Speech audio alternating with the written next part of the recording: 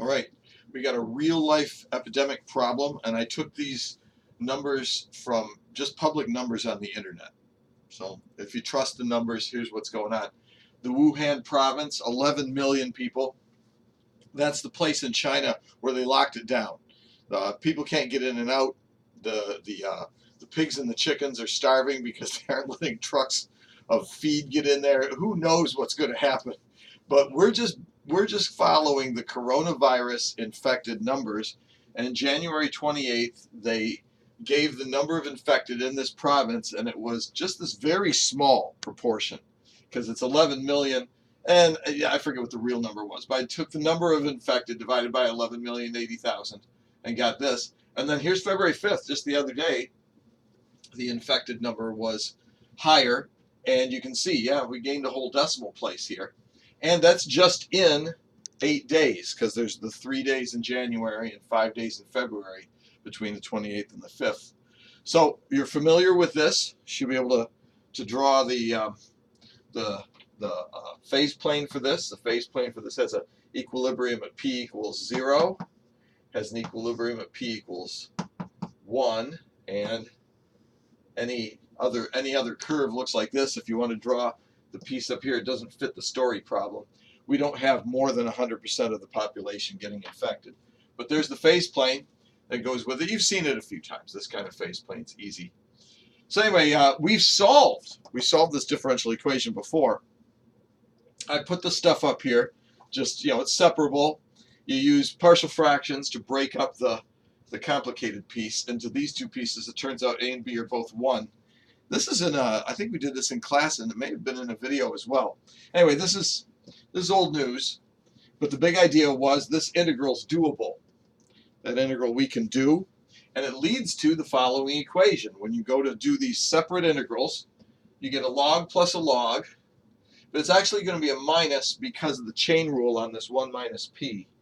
So it's going to be a log minus a log, which you're allowed to write as a log of a proportion, log of a ratio, log of a fraction. Then anti-log both sides, and you get this. We've seen this before. We can solve this for p. What I want to do right now is just show you, here's the calculations you do.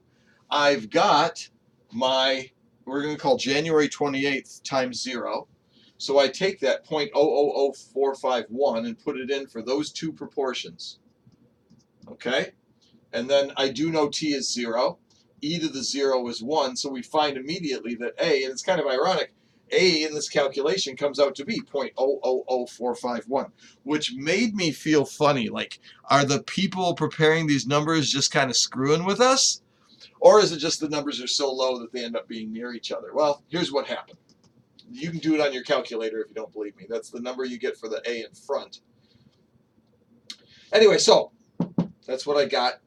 And now, over here, I used the second piece of information from February 5th. So 8 days, t is in days. Can you see that? T is in days there. Yeah, let me get out of the way so you can definitely see. T is in days, so there's your 8 days. And this can be solved. You can do this on your calculator. And the K is 0.199, almost 0.2. That is the hotness of the virus. That's how fast it is spreading. It's your growth rate. Because look where that K goes. Remember, this is KT. So 0.2, that's pretty good.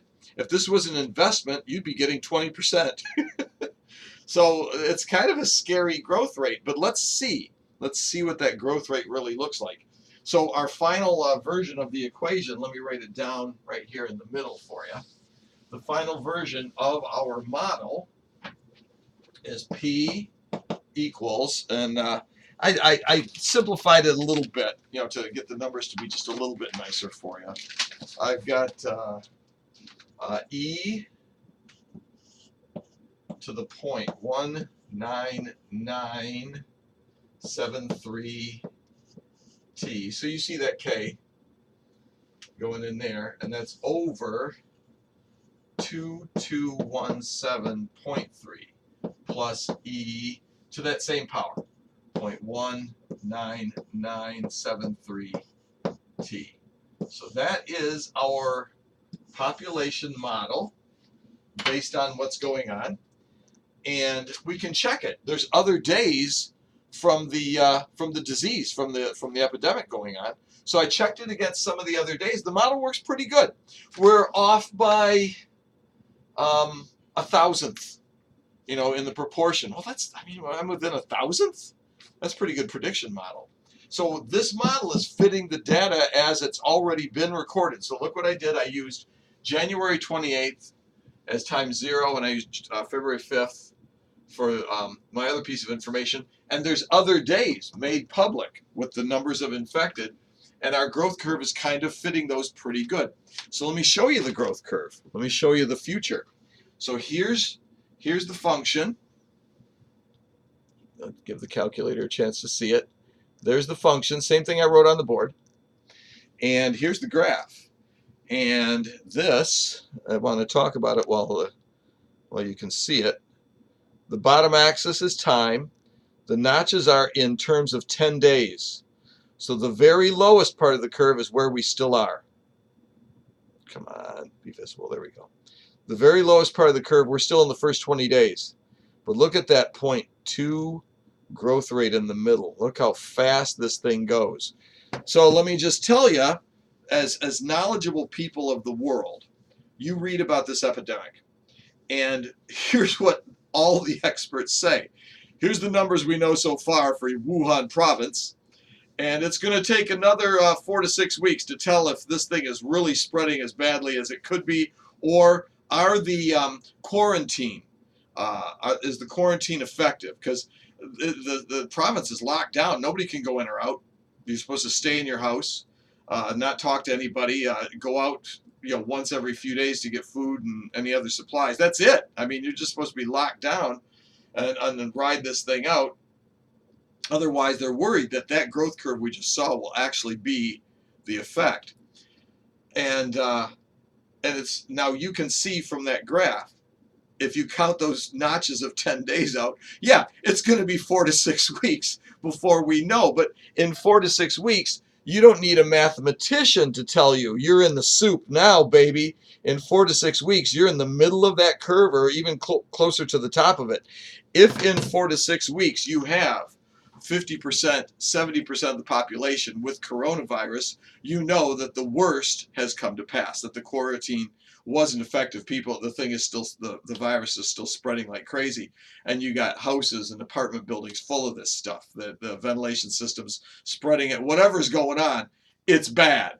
So, it's 4 to 6, so you don't need a mathematician. You don't have to do all these models to say in 4 to 6 weeks, but now you know why even the experts say we need 4 to 6 weeks to do this. So, as far as over here in Grand Rapids, I wouldn't say the time to panic is here. I wouldn't go that far.